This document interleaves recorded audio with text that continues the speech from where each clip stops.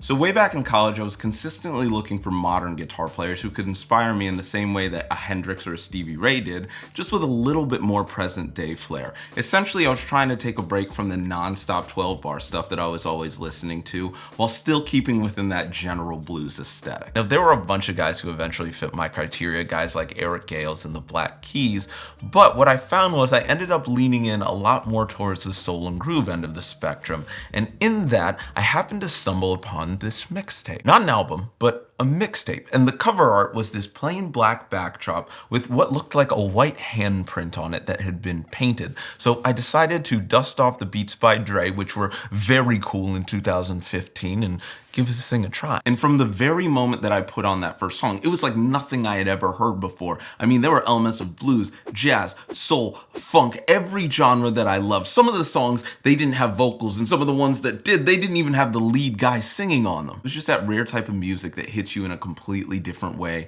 than your average radio earworm. I thought to myself, like, what's this guy's name again? His name happens to be Tom Misch, and over the years I start to become a fan. And not in the way that I usually was. I didn't know every lyric to every song. I wasn't necessarily listening to him every single day, but every time I did listen, specifically to Beat Tape number 2, it hit me in a way that was borderline emotional, in a way that even artists who I did know every lyric and every word to their songs rarely ever did. And in doing so, he became one of those guitar players that I really wanted to emulate, both playing-wise and tonally. Now, that can mean a lot of different things for a lot of different players, but for me specifically, it meant that I needed to know exactly what guitar he was playing. Turns out that, like a lot of us, Tom happens to be a John Mayer fan, and so I think to myself, of course, I just need to get a John Mayer signature Strat from Fender. So I go online and look it up and simply plug it into Google.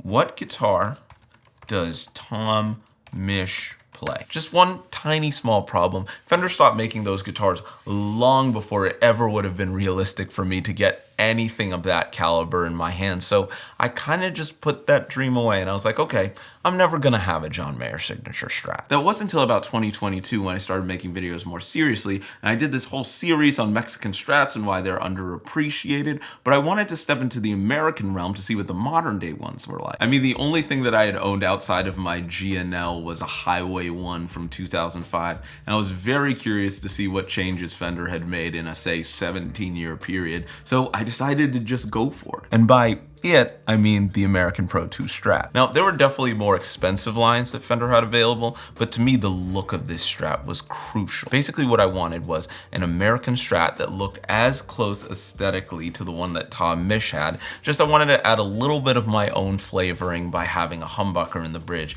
instead of the traditional single coil. So I get this guitar and I'm like, great, at least on a basic visual aesthetic level, I finally have the same guitar as my hero. But what I didn't necessarily know at the time was that there was a lot more to it than that. Outside of the fact that you had all of the usual specs that you would expect from a Strat, 25.5-inch scale length, alder body, poly finish, they also both had a 9.5-inch neck radius, which is different from both the Silver Sky and the SRV signature, which I had falsely assumed previously the John Mayer signature was just a complete copy of. Now, they did have their differences, like the pickups and the number of frets, but I really did think that I made the right choice, and apparently, I wasn't necessarily the only one. You see, whilst doing some research on Reverb, I found that the American Pro 2 Strat was actually the second highest selling guitar of 2024, which is something that surprised me. I mean, you're telling me that this guitar outsold the Silver Sky SE, which was the highest selling guitar of the previous year, and the Player Series, which is notably cheaper? But all of this prompted me to ask a much bigger question, because to be completely honest, simply because I was checking out all these other Strats, this is a guitar that I hadn't played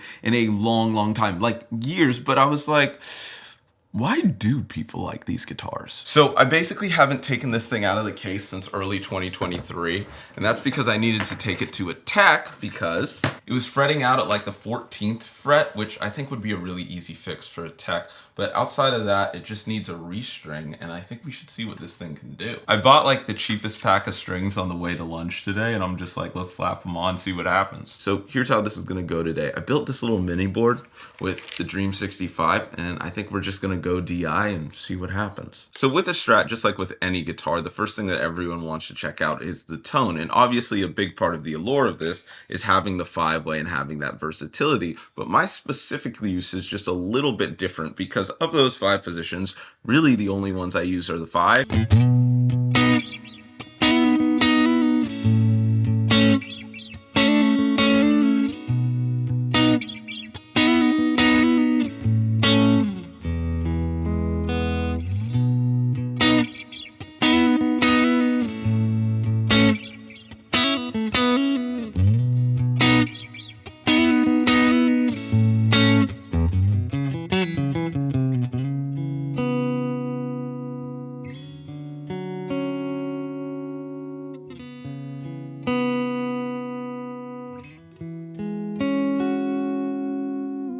4.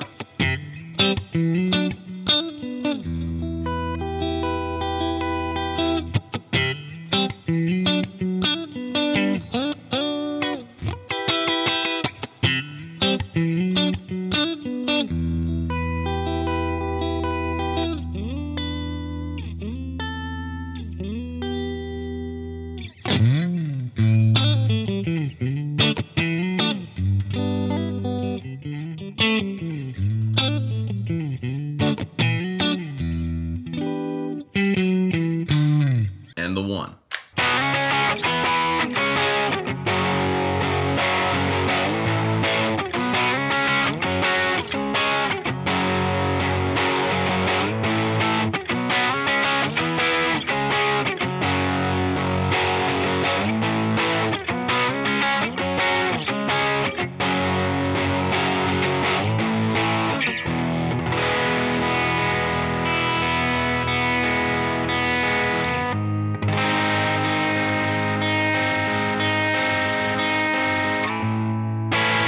I wouldn't even necessarily say I dislike the 2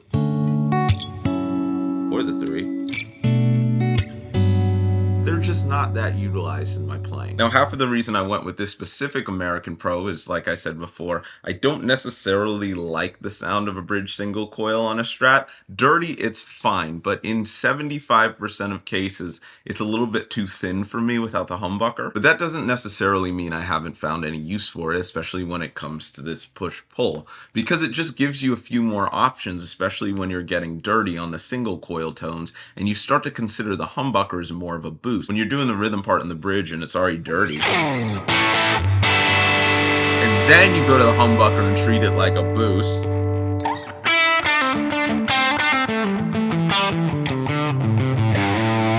you just get so many more variations of what you can do. And that's something that I really wasn't utilizing, even when I was using this thing on a regular basis, because thinking back to my specific history with this instrument, this is something that I would use when I would play live. It's something that I was using in a lot of videos, and it's even something that I would use whenever I would try to produce. It was literally like my main Strat. That is, until I got the Silver Sky, and the reason I switched isn't necessarily because I think the Silver Sky is just astronomically better. It's just what I got and what was working at the time. Because I really do think the real interesting thing would be to shoot this out against the Silver Sky or even the American Vintage to see if that $500 or $1,000 price difference would really make all the difference in value, or if this is really the best bang for your buck American Strat. So at the end of the day, what did we learn? And I think it's to say this. A lot of the times in the past when I found myself with a guitar that I really wasn't using, or was just taking up space, or was just really spending all of its time in its case not getting any use, my first inclination was, okay, I need to sell this because obviously I don't like it.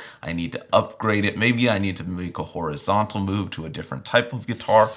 But that doesn't always have to be the main thing. There are times where I've needed money. There are times when people just don't like a guitar, and there's nothing wrong with that. But I do think at times it can be really beneficial to just take a break from an instrument, and you can get a whole new perspective on what it brings, or even in my case, it can magically fix itself, because I'm telling you right now, I completely stopped playing this guitar because it was fretting out. And even my friends who were playing it didn't like it because it was fretting out. And I tried all of these frets, and it's not doing that anymore. But at the end of the day, I don't think it matters if my guitars magically fix themselves. What matters is what you think of those guitars. So please let me know. What do you think of the American Pro 2 line? Do you like the Silver Skies better? Do you like the American Vintage 2 line better? What's your favorite Strat? Please let me know in the comments. Anyway, thank you so much for watching this video. As a self-proclaimed Strat guy, it's the thing I'm probably most excited to talk about on this channel, specifically since this is a guitar that I haven't taken out in years, and being able to see what the American Pro line could do was really cool.